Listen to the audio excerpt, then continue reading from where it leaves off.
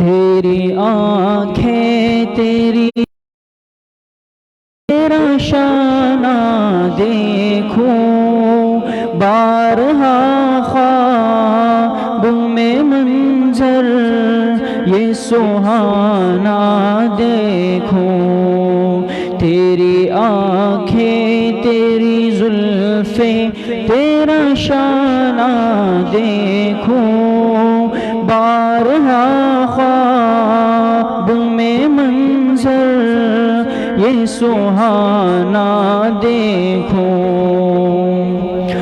لوگ سارے تو تیرے شہر کے دیوانے ہیں لوگ سارے تو تیرے شہر کے دیوانے ہیں میری خواہش ہے کہ میں تیرا زمانہ دیکھوں تیری آنکھیں تیری زلفیں تیرا شانہ دیکھوں بارہا خواب میں منظر یہ سہانا دیکھوں ریت پہنی ہوئی مکے کی گزرگاہوں پر ریت پہنی ہوئی مکے کی گزرگاہوں پر نیچی نظروں پہ تیرا غار میں جانا دیکھوں تیری آنکھیں تیری زلفیں تیرا شانہ دیکھوں بارہا خواب میں منظر یہ سہانا دیکھوں تیرے کنبل سے تیرے جسم کی خوشبو سونگھوں تیرے کنبل سے تیرے جسم کی خوشبو سونگھوں تجھ پہ اترا تھا جو حکمت کا خزانہ دیکھوں تیری آنکھیں تیری زلفیں تیرا شانہ دیکھوں بارہا خواب میں منظر یہ سہانا دیکھوں تیری آنکھیں تیری زلفیں تیرا شانہ دیکھوں بارہا خواب میں منظر یہ سہانا دیکھوں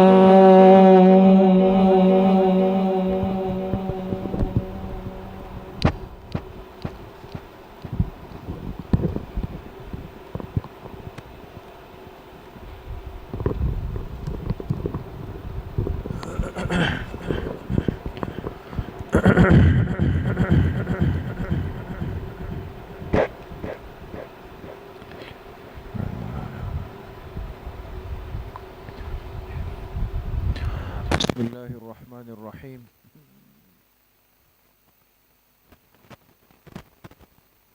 نحمده ونصلي ونسلم على رسوله الكريم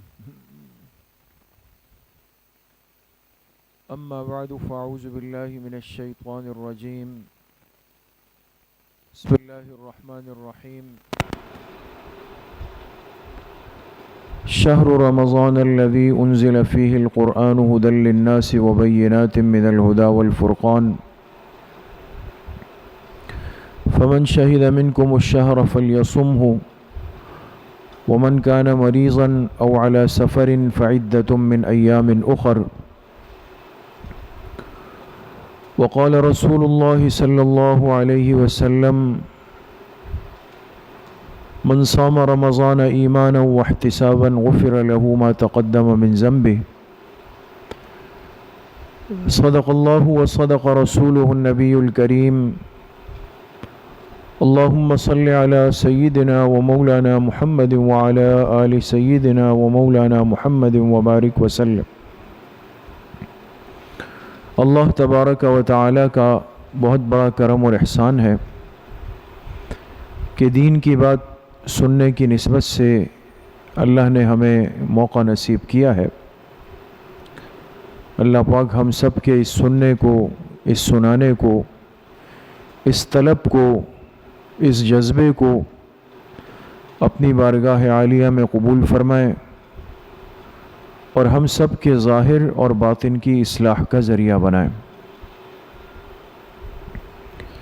اس انسان پر اللہ کی مہربانی بہت زیادہ ہے، اللہ کے احسانات، اللہ کا کرم، اللہ کا رحم اس بندوں پر اتنا زیادہ ہے کہ ہم اس کو سوچ بھی نہیں سکتے اور اس کا تصور بھی نہیں کر سکتے۔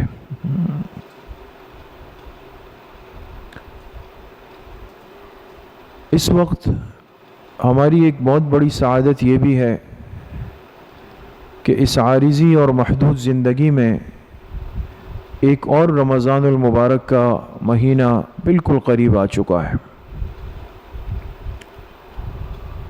اور یہ سال کے 12 مہینوں میں وہ قیمتی مہینہ ہے، وہ مقبول مہینہ ہے کہ جس تک پہنچنے کی دعا خود جناب رسول اللہ صلی اللہ علیہ وسلم نے فرمائی ہے، اللہم بارک لنا فی رجب و شعبان وبلغنا رمضان۔ تو جس مہینے کی چاہت اور خواہش جناب رسول اللہ صلی اللہ علیہ وسلم نے فرمائی ہو، اس سے آپ اندازہ لگائیں کہ اس کی اللہ کی نگاہ میں کتنی قدر و قیمت ہوگی۔ اس لیے ایک روایت میں بڑا عجیب واقعہ آتا ہے کہ 2 آدمی اسلام میں داخل ہوئے ایک ساتھ ایمان لائے۔ صحابی فرماتے ہیں کہ ایمان لانے کے کچھ عرصے کے بعد ایک غزوہ ہوا، ایک جہاد کا موقع آیا جس میں یہ دونوں گئے۔ ان 2 ایمان لانے والوں میں سے یہ ایک جو تھا، یہ اس جہاد میں، اس غزوے میں شہید ہو گیا اور شہادت کا منصب ملا، جو بہت بڑا منصب ہے، عالی منصب ہے۔ اور جو دوسرا تھا، یہ اس غزوے سے زندہ سلامت واپس آیا اور مزید 1 سال یہ زندہ رہا، اور پھر طبعی موت اس کا انتقال ہوا، طبعی موت۔ جب ان کا انتقال ہوا تو ایک صحابی فرماتے ہیں کہ میں نے خواب دیکھا کہ یہ دونوں ساتھی جو ایک ساتھ ایمان میں داخل ہوئے تھے، اور پھر ان میں سے ایک جہاد میں پہلے شہید ہوا اور دوسرا 1 سال کے بعد اپنی موت اس کا انتقال ہوا، ان دونوں کو میں نے خواب میں دیکھا۔ تو میں نے شہید کو دیکھا کہ وہ جنت میں سیر کر رہا تھا، اکیلا تھا۔ میں نے اس سے پوچھا کہ بھئی آپ کے وہ دوسرے ساتھی جو آپ کے ساتھ ایمان لائے تھے وہ نظر نہیں آ رہے؟ کہا ان کی بات کرتے ہو؟ وہ کہاں، ان کا مرتبہ تو مجھ سے بہت بڑا ہے، تو بہت جنت کے عالی مراتب پر ہے۔ یہ صحابی فرماتے میں خواب دیکھ کے بڑا حیران ہوا، صبح اٹھا اور حضور علیہ الصلوۃ والتسلیم کی خدمت میں حاضر ہوا، تو میں نے اپنا خواب سنایا، اس لیے کہ آپ علیہ السلام کا معمول یہ تھا، روایات میں آتا ہے کہ جب فجر کی نماز پڑھ کے آپ فارغ ہوتے تو اپنا رخ مبارک نمازیوں کی طرف، صحابہ کی طرف فرماتے، اور جب دعا ہو جاتی تو آپ پوچھتے تھے کہ تم میں سے اگر کسی نے رات کوئی خواب دیکھا ہو تو وہ بیان کرے۔ اگر کوئی بیان کر لیتا آپ اس کی تعبیر بتا دیتے، اور ایسا بھی ہوتا کہ آپ علیہ السلام نے خود کوئی خواب دیکھا ہوتا، آپ وہ بیان کر کے پھر اس کی تعبیر بتا دیتے، یہ بھی ہوتا تھا۔ تو یہ صحابی فرماتے میں صبح آیا، آپ کی خدمت میں حاضر ہوا، اور میں نے آپ علیہ السلام سے عرض کیا کہ میں نے رات ایک خواب دیکھا، لیکن مجھے بڑی حیرانگی ہے کہ وہ 2 ساتھی جو ایمان لائے تھے، پھر ان میں سے ایک شہید ہوا پہلے، اور ایک کا 1 سال بعد خود اپنی موت، طبعی موت انتقال ہوا، تو خواب میں نے دیکھا اس شہید کو جنت میں سیر کر رہا تھا. میں نے اس سے پوچھا کہ دوسرا ساتھی، اس نے کہا وہ تو جنت کے بڑے عالی مراتب پر ہے، اس کی کیا پوچھتے ہو؟ تو آپ علیہ السلام نے فرمایا تمہیں حیرانگی کس بات کی ہے؟ تو صحابی کہنے لگے حیرانگی اس بات کی ہے کہ یہ تو شہید ہے، اور ہم تو یہی سمجھتے ہیں کہ شہید کا جو منصب ہے وہ بہت بڑا ہے، دوسرے کو تو یہ منصب نہیں ملا. تو آپ علیہ السلام نے ان کے جواب میں کیا اس جملہ ارشاد فرمایا؟ فرمایا اس دوسرے والے کے 1 سال کے روزے اور نمازیں کہاں گئی؟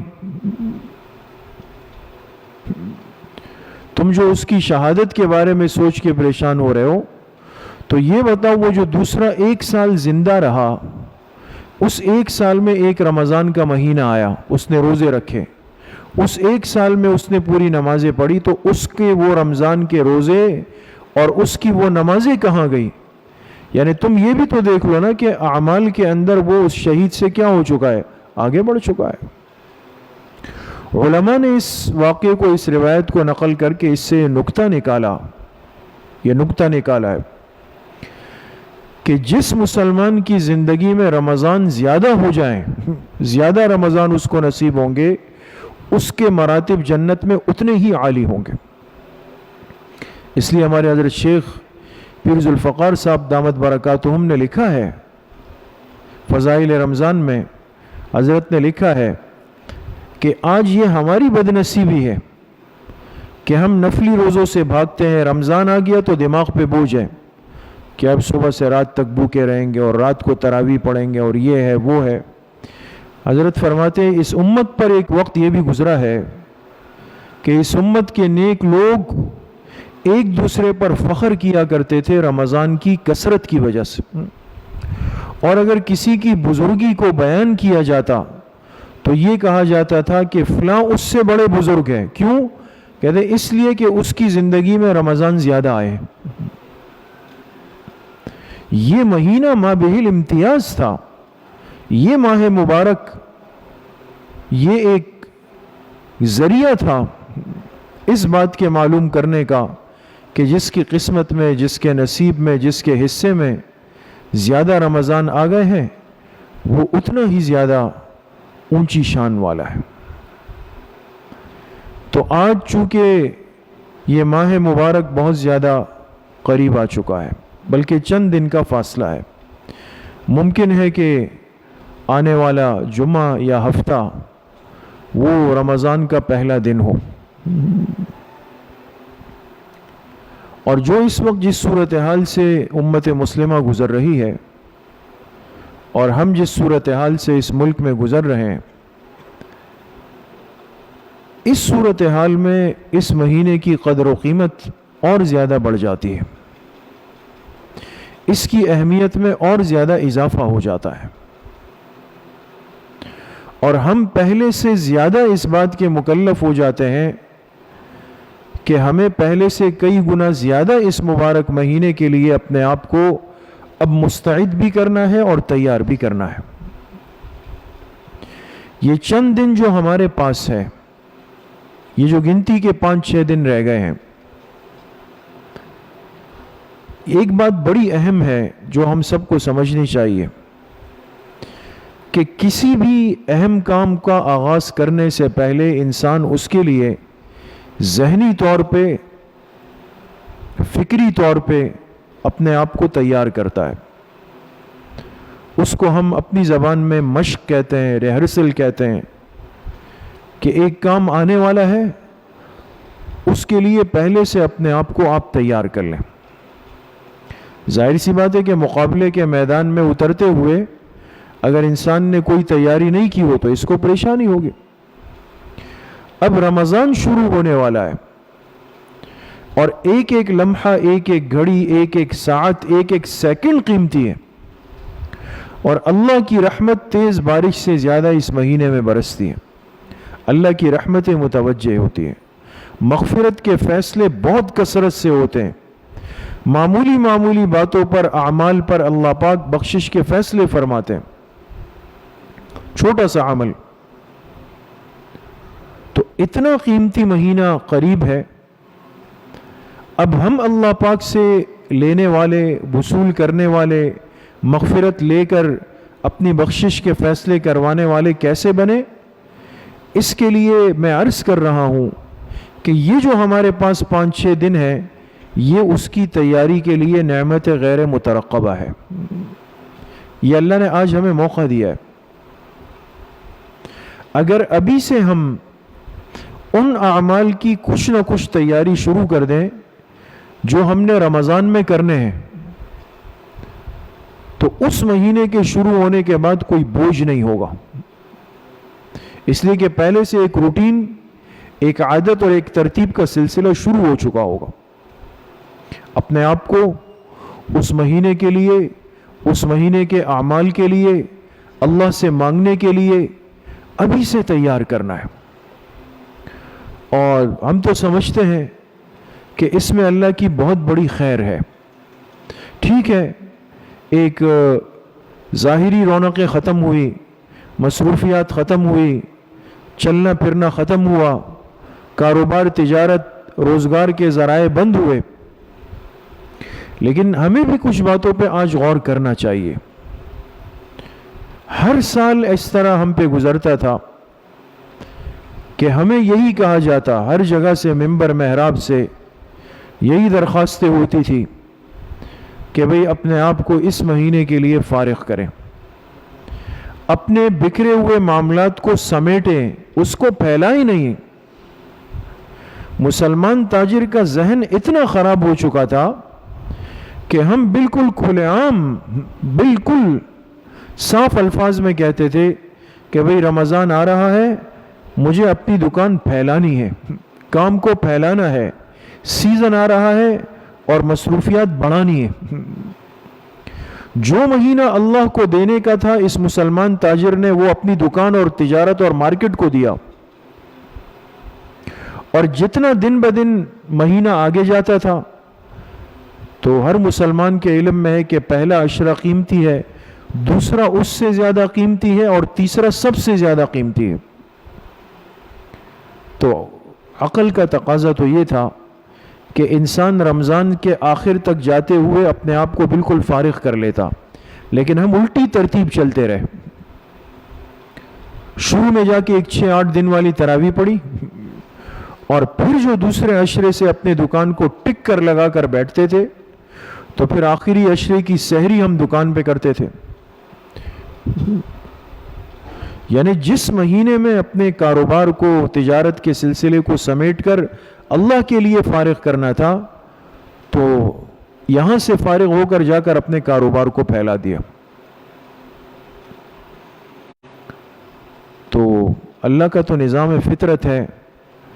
یہ موجودہ حالات جو ہیں، یہ اس وقت ہمیں پریشان کن لگ رہے ہیں، لیکن آپ یقین کریں تھوڑے عرصے بعد جب ساری چیزیں اپنی ترتیب پہ انشاءاللہ آ جائیں گی، تو احساس ضرور ہونا ہے اس امت کو، اس قوم کو، کہ اس 1-1.5-2 مہینے نے ہمیں بہت ساری چیزوں میں جھنجھوڑ دیا ہے۔ اس انسان کو اس کی فطرت یاد دلا دی ہے۔ یہ جو بے ترتیبی ہماری زندگیوں کا حصہ بن گئی تھی کہ ہر جگہ جا کے نظم و نسق کو خراب کرنا ہے، رات 1-1 بجے، 2-2 بجے، 3-3 بجے تک کاروبار، مارکیٹیں، ہوٹلز یہ چل رہے ہیں۔ آج جب سر پہ پڑی، زبردستی ہوئی، سب سیدھے ہوئے یا نہیں ہوئے؟ اب منتیں کر رہے ہیں کہ بھئی ہمیں بس 5 بجے تک اجازت دے دو، اس لیے کہ جو اللہ کی فطرت کو توڑے گا، پھر اللہ کے فطرت کا نظام حرکت میں آتا ہے۔ کہیں ہم نظم سے نہیں چلتے تھے، جہاں گئے بے ترتیبی کی، ہجوم بنایا، دھکم پیل کی۔ آج وہ وقت آ چکا ہے کہ اب مسجد میں بھی داخل ہونا ہے تو اب اس میں بھی لائن بنا کے آؤ۔ اللہ نے حالات ایسے بنا لیے، اس انسان کو اس کی انسانیت والی زندگی کا احساس دلا دیا ہے۔ اس لیے میرے نزدیک تو اتنا پریشان ہونے کی ضرورت نہیں۔ بہت ساری غلطیوں کی، کوتاہیوں کی، کمزوریوں کی، اس کی اصلاح کا عمل شروع ہو چکا ہے۔ صفائی ستھرائی میں ہم گرے ہوئے تھے، جو جس حالت میں اٹھا مسجد آیا، ہم بول بول کے تھک جاتے تھے کہ خدا کے لیے پیر صاف کریں، کپڑے صاف کریں، کام کے کپڑوں میں مسجد نہ آئے، یقین کریں کہ تیل کے کپڑوں میں لت پت، جس سے تیل کی سخت بدبو آ رہی ہوتی تھی، نمازی اسی حالت میں آ کے صف میں کھڑا ہوتا تھا اللہ کے گھر میں، ٹس سے مس نہیں ہوئے۔ تو پھر اللہ پاک نے ہمیں فطری نظام دکھا دیا۔ اب یہ صفائی ستھرائی جو ہم پہ زبردستی آ گئی، اگر ہم برضا و خوشی کرتے، اللہ کے حکم سے کرتے، آج یہ دن نہیں دیکھنے پڑتے۔ تو یہ جو سارا سلسلہ اس وقت چل رہا ہے کہ اس ترتیب پہ چلنا ہے، اس ترتیب پہ کھڑا ہونا ہے، اتنے بجے تک دکان کھلنی ہے، اتنے بجے تک بند ہونی ہے، یہ یاد رکھیں یہ کوئی نئی چیز نہیں، یہ ہماری زندگی کے فطری طریقے تھے جو ہم زندگی سے نکال چکے تھے، وہ ہم نے خراب کر دیے اور وہ ہم نے پھینک دیے۔ تو اس لیے اس وقت بہرحال ہر مسلمان، چاہے مرد ہے چاہے عورت ہے، ہمیں ہر چیز سے ہٹ کر پوری توجہ آنے والے مہینے پر رکھنی ہے، اس کو فوکس کرنا ہے۔ اس وقت ہمارے سامنے رمضان المبارک کا ماہ مبارک ہے، ماہ مقدس ہے، جو نہایت قریب آ چکا ہے۔ اس کے لیے ہم اپنے آپ کو ذہنی طور پر بھی، عملی طور پر بھی تیار کریں۔ اور اس کی تیاری کیا ہے کہ اعمال کا اہتمام وہ خوب لگ کر ابھی سے شروع کر دیا جائے۔ دیکھیں، ہمیں تو نفلی اعمال کا وقت نہیں تھا نا ہمارے پاس۔ ہم سنتے ضرور تھے اپنے بڑوں سے، علماء سے، کہ بھئی اشراق پڑھنی چاہیے، چاش پڑھنی چاہیے، اوابین پڑھنی چاہیے، تہجد پڑھنی چاہیے۔ ہم سنتے تھے کہ بھئی روزانہ تلاوت کے لیے وقت نکالنا چاہیے۔ ہم سنتے تھے کہ روزانہ تسبیحات کی پابندی کرنی چاہیے۔ ہم سنتے تھے کہ روزانہ ذکر کے لیے وقت فارغ کرنا چاہیے۔ ہم سنتے تھے کہ ماں باپ اپنی اولاد کی تربیت کے لیے ان کو وقت نکالیں، ان کی تھوڑی اصلاح کی فکر کریں، لیکن ہمارے پاس وقت نہیں تھا۔ آج الحمدللہ اللہ نے کھلا وقت دے دیا ہے، کھلا وقت دے دیا ہے۔ اب ہمارے پاس تمام نفلی اعمال کا وقت ہے۔ دیکھیں، پھر پتہ نہیں کہ یہ وقت کب آئے گا، اس سے ہم فائدہ اٹھائیں۔ اس کو لاک ڈاؤن نہ کہیں، یہ لاک ڈاؤن اگر ہوا ہے تو اللہ نے اپنے اعمال کے لیے کروا دیا ہے، اس کی یہی تعویل کر لیں۔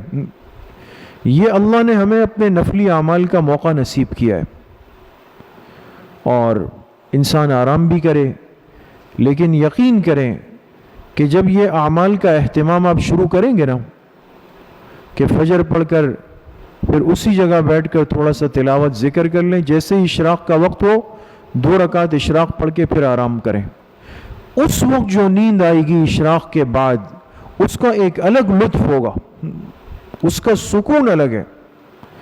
آرام کر کے پھر آپ اپنی ترتیب پہ 10:30 11 بجے اٹھے ناشتے کے لیے، ناشتے سے پہلے وضو کر کے چاش کے 4-6 رکعت نوافل پڑھ لیں۔ اب یہ چاش پڑھ کر جو آپ ناشتہ کریں گے نا، اپنے دن کا آغاز کریں گے، اس کی برکات اور انوارات کچھ الگ انداز کی ہوگی۔ یہ آپ تجربہ کر لیں۔ نفلی اعمال کے جو انوارات ہیں، اس کا ذائقہ آج ہم نے چکھا نہیں ہے۔ اس کا ذائقہ اگر منہ کو لگ گیا، میں یقین سے کہہ رہا ہوں، ایک دفعہ اگر نفلی اعمال کا ذائقہ منہ کو لگ جائے، پھر انسان اس کو کیے بغیر چین سے نہیں رہتا۔ پھر نہ ناشتے میں مزہ ہے، نہ کھانے میں مزہ ہے، نہ کسی اور کام میں مزہ ہوتا ہے۔ ان نفلی اعمال کی پابندی کریں۔ مغرب کی نماز جہاں پڑھ لیں، 3 رکعت فرض، 2 رکعت سنت، اسی جگہ اوابین کے نوافل پڑھیں، مت اٹھیں وہاں سے۔ 2 کر کے کم از کم 6 رکعت، زیادہ سے زیادہ 12-16 رکعت جتنی پڑھ سکتے ہیں وہ پڑھیں۔ مغرب سے عشاء تک کا جو وقت ہے، اس میں اور کوئی کام مت کریں سوائے تلاوت، تسبیحات، ذکر یا تعلیم کے۔ پورا گھر جو ہے نا، اس کو ایک تعلیم کا ماحول دے دیں۔ مصیبت یہ ہے کہ اب فراغت کے لیے ہم نے بچوں کو پکڑا دیے اسمارٹ فون کہ آپ یہ سنبھالیں۔ مستورات جو ہے وہ اپنے لیے ہر ساتھی یہ کہہ رہا ہے، مستورات ہر روز نئی نئی ڈشیں دیکھ کر کے او یہ بھی ہے، او یہ بھی ہے، یہ نئی نئی چیزوں کے پکانوں پہ تجربے ہو رہے ہیں۔ بہت اچھی بات ہے، ہونا چاہیے. لیکن اللہ نے آج اگر وقت دیا ہے, آپ کے گھر کے مرد حضرات فارغ ہے, شوہر فارغ ہے, اس کو غنیمت سمجھیں, اس کو غنیمت سمجھیں. مغرب سے عشاء تک کا وقت ہر مسلمان کا گھر ایک علمی درسگاہ اور کلاس بن جائے. اور کتنے ساتھیوں نے ہمیں بتایا ہے, دل خوش ہوا ہے کہ ایک گھر کے افراد سب بیٹھ کر, یہ آپ کے گھر کا مدرسہ ہے, کام سب بیٹھ جاتے ہیں, مغرب اوابین سب پڑھ لیتے ہیں, اس کے بعد فضائل اعمال کی تعلیم ہوتی ہے, پھر اس کے بعد سب مل کر تلاوت کرتے ہیں, پھر ذکر ہوتا ہے, پھر عشاء کی اذان سے پہلے دعا ہو جاتی. ہر گھر میں یہ معمول شروع ہو, آپ بتائیں اللہ کی کتنی برکتیں متوجہ ہوں گی. آج موقع دیا اللہ نے. میں درخواست کروں گا آج کے اس بیان میں, جہاں جہاں تک آواز جا رہی ہے, جو سن رہا ہے, کہ خدا کے لیے قرآن کریم کی آخر کی جو 10 صورتیں ہیں, سورۃ الفیل سے لے کر سورۃ الناس تک, ہر عاقل بالغ مرد عورت بوڑھا بچہ جوان, آپ کی اولاد آپ کے بچے, سب کی آخر کی 10 صورتیں چیک کریں, اپنی ان کو سنائیں, ان کی آپ سنیں. جہاں آپ کو کمی محسوس ہو کہ نہیں مجھے آخر کی 10 صورتیں تو صحیح یاد نہیں ہیں, اپنی بیگم سے سنیں, ان کو یاد نہیں ہے, بیٹے سے سنیں, اس کو یاد نہیں ہے, بیٹی سے سنیں. اگر سب کو یاد نہیں ہے کوئی ٹینشن کی بات نہیں. آپ کے جو مرد حضرات ہیں محارم جو ہیں, وہ کسی بھی ایک قاری صاحب سے وقت طے کر لیں اپنے لیے, ان سے اپنی قرآن کی اصلاح کریں, ایک ایک صورت, آدھی آدھی صورت کی, پھر گھر جا کر کے وہ گھر والوں کے ساتھ مذاکرہ کریں. آپ یقین کریں یہ وقت امت کے پاس آ چکا ہے کہ یہ اپنے دین کا علم اب سیکھ لیں, مزید وقت آگے نہیں ہے. یہ جو نشانیاں شروع ہو چکی ہے, علامات شروع ہو چکی ہے, یقین کریں علماء نے لکھا اور بہت سارے اہل اللہ نے, اللہ والوں نے, جن کا اللہ سے تعلق ہے, ان کی بات ہم تک پہنچی ہے. اللہ والوں نے فرمایا قیامت کی بڑی علامات شروع ہونے والی, علامات کبریٰ. اور حدیث پاک میں آتا ہے جناب رسول اللہ صلی اللہ علیہ وسلم نے فرمایا جب علامات کبریٰ شروع ہوگی تو قیامت اب آئی کہ تب آئی, یعنی آج آئی یا کل آئی, بس پھر زیادہ دیر نہیں ہے. اب دیر نہیں ہے اس میں, اب زیادہ دیر نہیں ہے. بہت ساری نشانیاں اس دنیا میں کھل کر سامنے آ چکی. حرم کے طواف رک گئے, حرمین کے دروازے بند ہو گئے, حج کے موقوف ہونے کی باتیں شروع ہو گئی. یہ ساری چیزیں یہ اتفاقیات تھوڑی ہیں, یہ تو کچھ اشارات ہے. یہ اتفاقیات نہیں, یہ اشارات و علامات ہے قرب قیامت کی. لیکن ہم پاگل دیوانے ہیں کہ ادھر ادھر کی باتوں میں لگ کے وقت کو ضائع کر رہے ہیں. اس لیے میں عرض کر رہا ہوں اللہ نے موقع دیا ہے فراغت کے ان ایام میں, جبکہ رمضان بھی قریب ہے, اپنے آپ کو صاحب اعمال بنانا ہے. صاحب اعمال بنائیں, ہر گھر وہ ایک درسگاہ بن جائے, دین کے سیکھنے کی جگہ بن جائے, اس میں تعلیم ہو, اس میں نمازیں ہو, اس میں اعمال ہو. اب مسلمان کو مسلمان بن جانا چاہیے, اب وقت نہیں ہے. بہت ہم نے گانے سن لیے, باجے سن لیے, میوزک سن لیے, خرافات سن لیے, ڈرامے اور فلمیں دیکھ لی, دنیا جہاں کی لعنتوں کو ہم نے دیکھ لیا, قریب سے بھی دور سے بھی, سب کچھ ہوا. لیکن آج اللہ نے اپنی طاقت دکھائی, اس کو ظاہر فرمایا کہ دیکھو ایک معمولی سی چیز کا خوف آیا دنیا میں, سب اپنی جان کے خوف کے در پہ پڑے ہوئے, پتہ نہیں کیا ہو جائے. کوئی بیچارہ غلطی سے کھانس نہیں رہا, اگر اس کو نزلہ آ رہا ہے تو چھینک نہیں رہا, کسی کے سر میں درد ہے تو اس کا اظہار نہیں کر رہا. کیوں یار, کسی کو پتہ چل جائے گا, وہ کوارنٹائن کر دیں گے, مجھے اٹھا لیں گے, کچھ پتہ نہیں چلے گا. پھر ایک نظر نہ آنے والی چیز کا خوف مسلط ہے, تو اس آنے والی یقینی قیامت کا خوف کیوں نہیں ہے جو اللہ نے فرمایا یقیناً آ رہی ہے؟ اور اس حساب کتاب کا خوف کیوں نہیں ہے جو اللہ نے فرمایا یقیناً ہوگا, اور ایک ایک عمل کا ہوگا, ایک ایک لمحے کا ہوگا, ایک ایک چیز کا ہوگا. اس لیے ان اوقات کو غنیمت سمجھیں, اپنے ایمان کی حفاظت کریں. فتنوں کے دور کی طرف یہ امت بہت تیزی سے جا رہی ہے. حدیث پاک میں آتا ہے کہ قرب قیامت میں دجال کا فتنہ اٹھے گا، پوری انسانیت دو خیموں میں بٹ جائے گی. ایک خیمہ دجال کا ہوگا جو بہت بڑا ہوگا، وہ اپنی کرتب بازیاں، شعبدہ بازیاں، اپنی طاقتیں دکھائے گا. یہ اللہ کا ایک امتحان ہوگا، آزمائش ہوگی. جس کا ایمان کمزور ہوگا وہ دجال کی طاقت کو اصل سمجھ کے، اس سے خوفزدہ ہو کے، ڈر کے، گھبرا کے اس کے خیمے میں جا کے بیٹھ جائے گا. اور جس کا ایمان کمزور ہوگا، مضبوط ہوگا، جس کا اللہ سے تعلق ہوگا، اللہ والوں سے تعلق ہوگا، تو فرمایا دجال اس کے سامنے کتنا ہی بڑا شعبدہ بازی دکھا دے گا. ایک آدمی کو قتل کر دے گا، پھر اس کو کہے گا زندہ ہو جاؤ، وہ زندہ ہو جائے گا. پھر دجال کہے گا اب بتاؤ، اس کو مارا میں نے، زندہ میں نے کیا، اب بتاؤ میں رب ہوں یا نہیں ہوں. تو کہا یہ صاحب ایمان کہے گا میرا ایمان اور مضبوط ہوا اس لیے کہ میں نے اپنے پیغمبر کی حدیث پڑھی تھی کہ قیامت سے پہلے ایک دجال آئے گا جس کے ہاتھ پر اللہ پاک یہ شعبدہ دکھائیں گے، لہٰذا مجھے پتا ہے تو وہی دجال ہے، میں اللہ کو اپنا رب مانتا ہوں، تجھے نہیں مانتا ہوں. لیکن وہ ایمان چاہیے اندر اس کے لیے. ہم جن گناہوں میں، معصیت میں، نافرمانیوں میں، بدنظریوں میں، غیبتوں میں، حسد میں، کینے میں، عداوت میں، بدگمانیوں میں لگے ہوئے ہیں، اس نے تو ہمارے ایمان کو بالکل 0 پوائنٹ پہ پہنچایا ہوا ہے. اس لیے اعمال کے ذریعے سے اللہ سے تعلق بنانا، اپنی حفاظت کرنی ہے، اپنے بچوں کی حفاظت کرنی ہے، اپنے گھروں کے ماحول کی حفاظت کرنی ہے.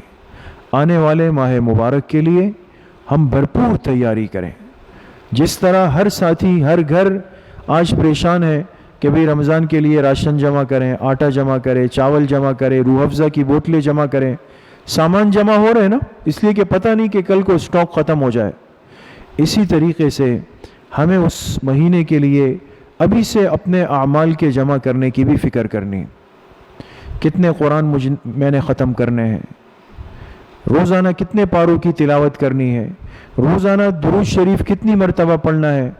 اس مسلمان کے ہاتھ میں تسبیح ہونی چاہیے تھی. ایک دن نہیں گزرتا کہ اس کے ہاتھ تسبیح کے بغیر ہو. افسوس ہم نے دوسری لعنتیں پکڑ لی، اور اس فکر میں کہ کب لاک ڈاؤن ختم، کب یہ ہو رہا ہے، کب وہ ہو رہا ہے، کب فلاں ہو رہا ہے. ارے بھائی وہ چیز اپنے وقت پہ ہونی ہے. لیکن ایک بات طے ہے کہ ہم میں سے ہر ایک اپنے انجام کی طرف جا رہا ہے، اس کی تیاری کرنی ہے، اپنے اعمال کی فکر کرنی ہے. اور جتنے گنتی کے دن باقی ہے اس میں خوب لگ کر اللہ پاک سے مانگنا بھی ہے، دعا بھی کرنی ہے. آنے والا مہینہ عافیت سے نصیب بھی ہو جائے، عافیت سے مکمل بھی ہو جائے. ہم اللہ پاک سے اس مہینے میں اپنی مغفرت کے فیصلے بھی کروا دیں، اپنے گھروں کے ماحول کو تبدیل بھی کر دیں. اللہ پاک مجھے بھی آپ سب کو صحیح عمل کی توفیق نصیب فرمائیں. وآخر دعوانا ان الحمد للہ رب العالمین. اب انشاءاللہ کچھ دیر کے لیے ختمات شریفہ، ختم خواجگان پڑھے جائیں گے. تمام حضرات متوجہ ہو جائیں اور جو ترتیب بتائی جائے تو اس ترتیب پر اس کو پیچھے پیچھے پڑھتے رہیں. بسم اللہ الرحمن الرحیم. الحمد للہ الذی لم یتخذ ولدا ولم یکن له شریک فی الملک ولم یکن له ولی من الذل وکبرہ تکبیرا. تمام حضرات ایک مرتبہ درود شریف پڑھ لیں. اللہم صلی علی محمد وعلی آل محمد کما صلیت علی ابراہیم. اللہم بارک علی محمد وعلی آل محمد کما بارکت علی ابراہیم وعلی آل ابراہیم. ایک مرتبہ سورہ فاتحہ پڑھ لیں. بسم اللہ الرحمن الرحیم. الحمد للہ رب العالمین الرحمن الرحیم مالک یوم الدین. ایک مرتبہ درود شریف پڑھ لیں. اللہم صلی علی محمد وعلی آل محمد کما صلیت علی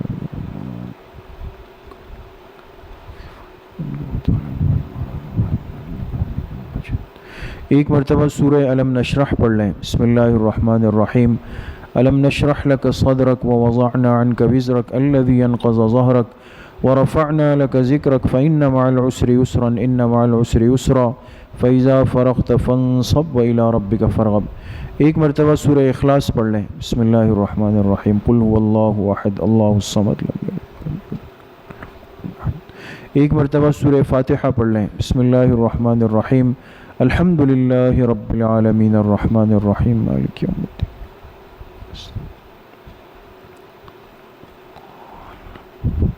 ایک مرتبہ درود شریف پڑھ لیں. اللہم صلی علی محمد وعلی آل محمد کما صلیت.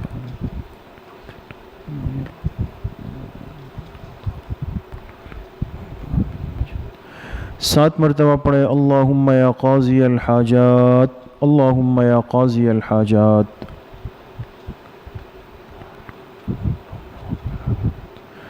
سات مرتبہ پڑھے. اللہم یا کافی المہمات، اللہم یا کافی المہمات.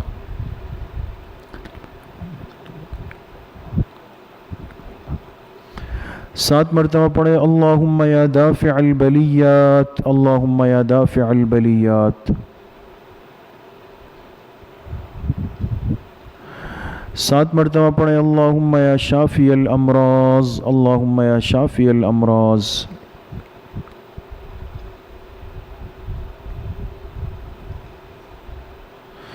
سات مرتبہ پڑھے. اللہم یا رفیع الدرجات، اللہم یا رفیع الدرجات.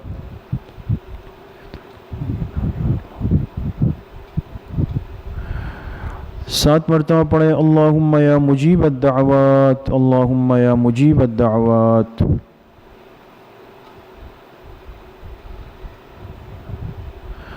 سات مرتبہ پڑھے. اللہم یا ارحم الراحمین، اللہم یا ارحم الراحمین.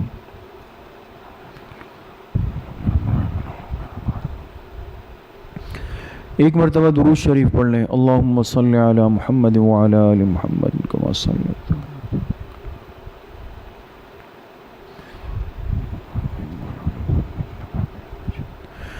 تین مرتبہ پڑھیں. حسبنا اللہ ونعم الوکیل، حسبنا اللہ ونعم الوکیل.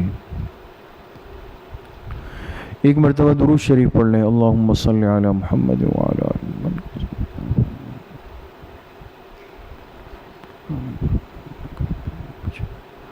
تین مرتبہ پڑھے. لا حول ولا قوة الا باللہ، لا حول ولا قوة الا باللہ.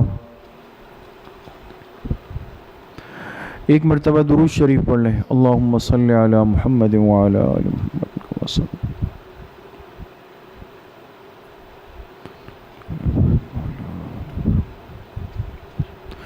تین مرتبہ پڑھے. واللہ ذو فضل علی المؤمنین، واللہ ذو فضل علی المؤمنین. ایک مرتبہ درود شریف پڑھ لیں. اللہم صلی علی محمد وعلی آل.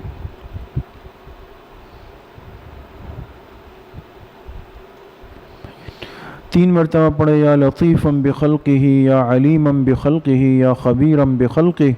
الطف بی یا لطیف یا علیم یا خبیر.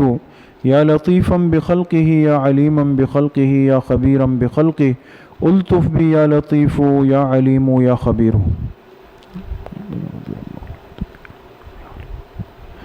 ایک مرتبہ درود شریف پڑھ لیں. اللہم صلی علی محمد.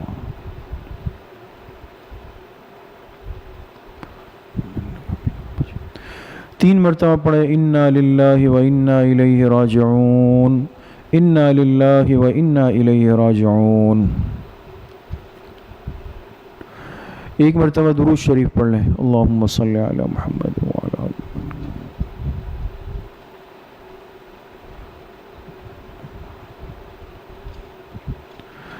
تین مرتبہ پڑھے. اللہ ولی الذین آمنوا، اللہ ولی الذین آمنوا. ایک مرتبہ درود شریف پڑھ لیں. اللہم صلی علی محمد وعلی آل محمد کما صلیت.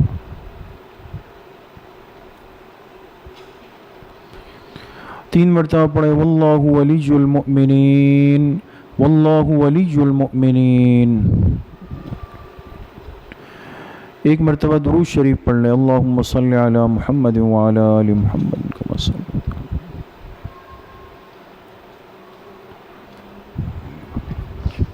تین مرتبہ پڑھے. رب اغفر وارحم وانت خیر الراحمین، رب اغفر وارحم وانت خیر الراحمین. ایک مرتبہ درود شریف پڑھ لیں. اللہم صلی علی محمد وعلی آل محمد کما صلیت.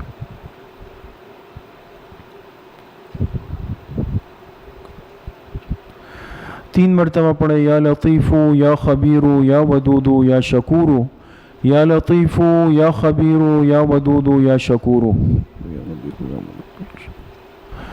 ایک مرتبہ درود شریف پڑھ لیں، اللہم صلی علی محمد وعلی آل محمد۔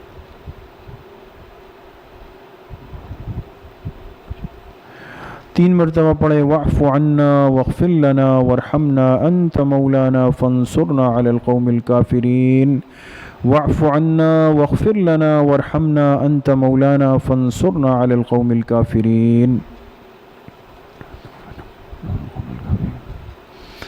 ایک مرتبہ درود شریف پڑھ لیں، اللہم صلی علی محمد وعلی آل محمد کما صلیت علی ابراہیم وعلی آل ابراہیم انک حمید مجید، اللہم بارک علی محمد وعلی آل محمد کما بارکت علی ابراہیم وعلی آل ابراہیم انک حمید مجید۔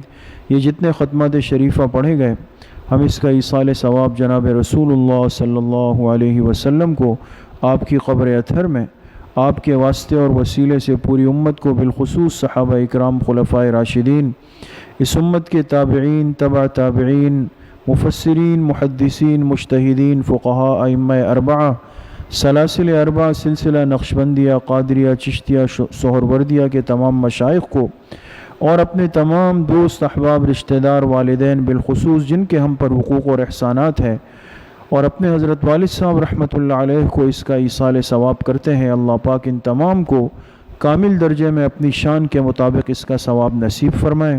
کچھ دیر کے لیے ذکر قلبی کریں گے، مراقبہ کریں گے، دل کی طرف متوجہ ہو جائیں گے۔ اس کا طریقہ یہ کہ سر کو جھکا دیں گے، آنکھوں کو بند کر دیں گے، دل کی طرف توجہ کریں گے اور یہ تصور قائم کریں گے کہ میرے دل میں جو گناہوں کا میل، کچیل، زنگ، ظلمات، قدورات ہے، وہ سب اللہ کے اس مبارک نام کی برکت سے میرے دل سے نکل رہا ہے۔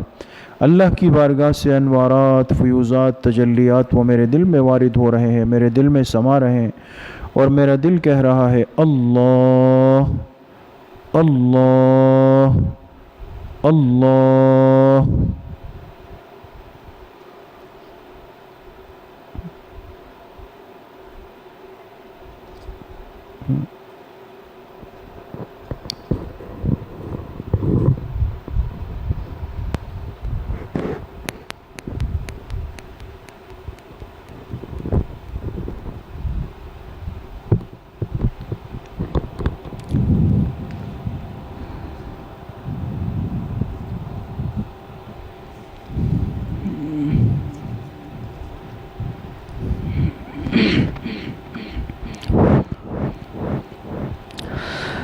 اپنے مالک سے اٹھ کر کے فریاد کر،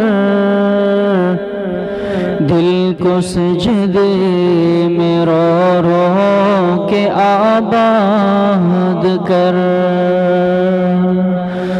اپنے مالک سے اٹھ کر کے فریاد کر،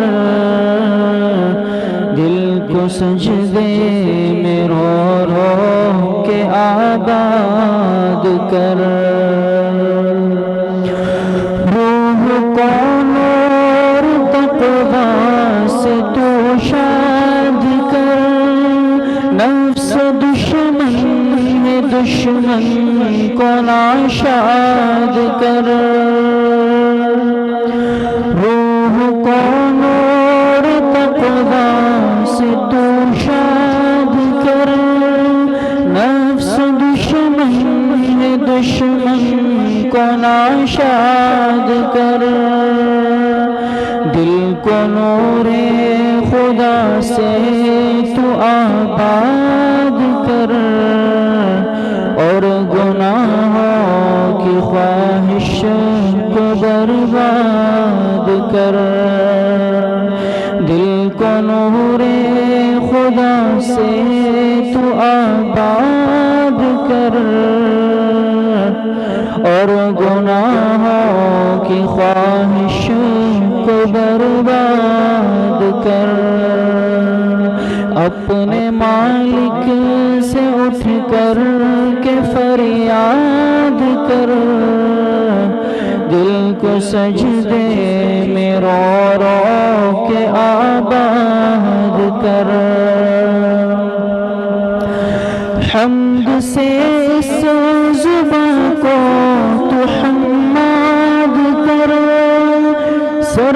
چوکھٹ پہ ان کی تو سجاد کر، حمد سے اس زباں کو تو حماد کر، تو چوکھٹ پہ ان کی تو سجاد کر، قلب جا کو تو اس در پہ عباد کر، اور سکون دل و جاں کو قلاد کر، قلب جا کو تو اس در پہ عباد کر، اور سکون دل و جاں کو قلاد کر، اپنے مالک سے اٹھ کر کے فریاد کر، دل کو سجدے میں رو رو کے آباد کر، اپنی خوشیوں کو اختر تو برباد کر، اپنے رب کی خوشی سے دل آباد کر، اپنی خوشیوں کو اختر تو برباد کر، اپنے رب کی خوشی سے دل آباد کر، اپنی خوشیوں کو مظہر تو برباد کر، اپنے رب کی خوشی سے دل آباد کر، اپنی خوشیوں کو مظہر تو برباد کر، اپنے رب کی خوشی سے دل آباد کر، اپنے مالک سے اٹھ کر کے فریاد کر، دل کو سجدے میں رو رو کے آباد کر، اپنے مالک سے اٹھ کر کے فریاد کر، دل کو سجدے میں رو رو کے آباد کر۔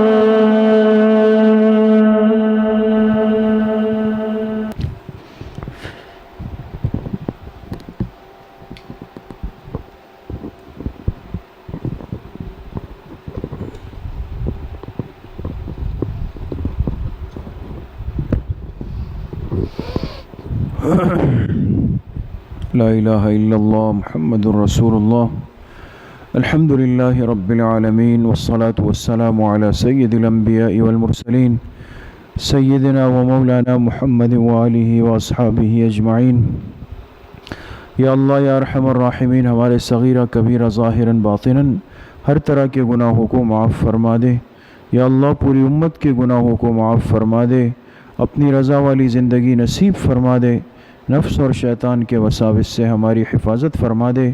یا اللہ اپنی معصیت سے، اپنی نافرمانی سے، اپنی ناراضگی سے ہماری حفاظت فرما دے۔ یا اللہ اپنی بدعملی سے، اپنی سیاہ کاریوں سے، اپنی نافرمانیوں سے ہم نے آپ کو ناراض کیا، اور یا اللہ اس کا کھلا نتیجہ اپنی آنکھوں سے پوری امت نے دیکھا۔ مسجدوں کے دروازے، جمعوں کے دروازے، حرمین کے دروازے یا اللہ امت پہ بند ہوئے۔ یا اللہ آج سب سر ٹکراتے ہوئے پھر رہے ہیں۔ یا اللہ ان حالات کو ہم سب کے لیے اپنے آپ کو تبدیل کرنے کا ذریعہ بنا دے۔ یا اللہ اتنی تکلیفیں دیکھنے کے بعد ہم سب کو صحیح سمجھ نصیب فرما دے۔ یا اللہ اپنے گھر کے دروازے کی توفیق تک آنا نصیب فرما دے۔ یا اللہ اپنی ذات کی طرف لوٹنا نصیب فرما دے۔ یا اللہ اسے اپنی غلطیوں کا وبال سمجھنے کی توفیق نصیب فرما دے۔ یا اللہ آئندہ کے لیے توبہ طائب ہوتے ہیں، نادم ہے، شرمندہ ہے۔ یا اللہ ہمارے گناہوں کو درگزر فرما کر عافیت کے، برکت کے، رحمت کے، یا اللہ آرام کے فیصلے فرما دے۔ یا اللہ آنے والے ماہ مبارک کی برکتیں ہم سب کو کامل درجے میں نصیب فرما دے۔ یا اللہ اتنا قریب پہنچا کر ہم میں سے کسی کو اس ماہ مبارک سے محروم نہ فرما دے۔ یا اللہ اس کی رحمت اور برکت سے کسی کو کسی مرد عورت بوڑھے بچے مسلمان کو دنیا کے کونے میں یا اللہ محروم نہ فرما دے۔ یا اللہ اس زندگی میں ایک اور رمضان کی بہاریں ہم سب کو عافیت، صحت اور سلامتی کے ساتھ نصیب فرما دے۔ یا اللہ اس تکلیف کو، اس وبا کی کیفیت کو اپنے فضل و کرم سے یا اللہ ختم فرما دے۔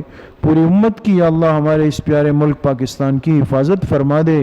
اگر خدا نخواستہ کوئی اس کی لپیٹ میں آیا ہے یا اللہ اپنے فضل و کرم سے اسے شفاء کامل عاجل نصیب فرما دے۔ حضور علیہ السلام کی صحیح اور سچی محبت نصیب فرما دے۔ یا اللہ ساری زندگی موت تک اتباع سنت میں گزارنے کی توفیق نصیب فرما دے۔ یا اللہ شرک اور بدعات اور رسومات کی زندگی سے ہماری اور پوری امت کی یا اللہ حفاظت فرما دے۔ یا اللہ صغیرہ کبیرہ گناہوں سے بچنے کی توفیق نصیب فرما دے۔ جتنے بیماری یا اللہ گھروں میں ہیں، اسپتالوں میں ہیں، یا اللہ سب کو شفاء کلی نصیب فرما دے۔ ہر قسم کے روحانی جسمانی امراض سے ہم سب کو محفوظ فرما دے۔ جتنے پریشان حال ہے، جس قسم کی پریشانیاں ہیں، یا اللہ سب کی پریشانیوں کو ختم فرما دے۔ یا اللہ اس تکلیف کے موقع پر جن ساتھیوں نے جن مسلمانوں کی خدمت کی، جس درجے میں کی، یا اللہ آپ سب کی نیتوں سے، سب کی حالتوں سے، سب کے ارادوں سے، سب کے جذبوں سے یا اللہ واقف ہے۔ یا اللہ خرچ کرنے والے، انفاق کرنے والوں کو کئی گنا بڑھا کر دنیا آخرت دونوں میں نصیب فرما دے۔ اور یا اللہ جنہوں نے لیا، قبول کیا مجبوری میں، یا اللہ ان پر برکتوں کے دروازے کھول دے۔ یا اللہ کسی کو مخلوق کا محتاج نہ بنا، صرف اپنے در کی محتاجگی یا اللہ ہم سب کو نصیب فرما دے۔ یا اللہ ساری زندگی تیرے دروازے پر آ کر تجھ سے مانگنے کی توفیق نصیب فرما دے۔ مخلوق کے سامنے دست دراز کرنے سے یا اللہ ہم سب کی حفاظت فرما دے۔ یا اللہ ہماری مسجدوں کی رونقیں بحال فرما دے، تراویح کی رونقیں بحال فرما دے، اعتکاف سنت کی رونقیں یا اللہ بحال فرما دے۔ یا اللہ گھروں میں مستورات کو، اعمال سے گھروں کو آباد کرنے کی توفیق نصیب فرما دے۔ یا اللہ کلمے والی زندگی، کلمے والی موت ہم سب کو نصیب فرما دے۔ حرمین الشریفین کی حاضری یا اللہ بار بار نصیب فرما دے۔ اور یا اللہ جنہوں نے ان بیانات کو، ان دروس کو یا اللہ سنا، آن لائن سنا، اس تکلیف کے موقع پر ہمارے پاس اور کوئی راستہ نہیں تھا، یا اللہ جنہوں نے طلب کی، وقت دیا، وقت نکالا، سنا، تھوڑا سنا، زیادہ سنا، ایک لمحے کے لیے سنا، یا اللہ جن کے اندر بھی یا اللہ طلب تھی آپ سب کو جانتے ہیں۔ یا اللہ ان سب سامعین و سامعات کو دنیا آخرت کی برکتیں اور سعادتیں نصیب فرما دے۔ یا اللہ ان سب کو خوشیاں نصیب فرما دے۔ ہمارے اس مسجد کو یا اللہ قیامت تک کے لیے قبول فرما لے۔ یہاں چلنے والے تمام سلسلوں کو اپنی خاص مدد و نصرت نصیب فرما دے۔ یہاں پڑھنے والے ایک ایک طالب علم، پڑھانے والے ایک ایک استاذ، امامت کرنے والے، مؤذنی کرنے والے، خدمت کرنے والے، اور یا اللہ یہاں نماز پڑھنے والا ایک ایک نمازی جس نے آج تک پڑھی یا قیامت تک جو پڑھے گا، یا اللہ سب کے ساتھ اپنے خاص رحم، کرم اور عافیت کا معاملہ فرما دے۔ ہم سب کی یا اللہ مغفرت کے فیصلے فرما دے۔ حاسدین کے حسد سے، باغزین کے بغض سے، شرارت کرنے والوں کی شرارت سے، نظر بد لگانے والوں کی نظر بد سے، سحر اور جادو کرنے والوں کے سحر سے یا اللہ ہم سب کو کامل درجے میں محفوظ فرما دے۔ یا اللہ جتنے مرحومین مرحومات دنیا سے جا چکے ہیں سب کی مغفرت فرما دے۔ ہم سب کا خاتمہ بالایمان و بالخیر نصیب فرما دے۔ ہماری دعاؤں کو اپنے فضل و کرم سے، فضل و رحمت سے اپنی بارگاہ میں قبول اور منظور فرما دے۔ وصلی اللہ وسلم علی نبینا محمد وآلہ وصحبہ اجمعین برحمتک۔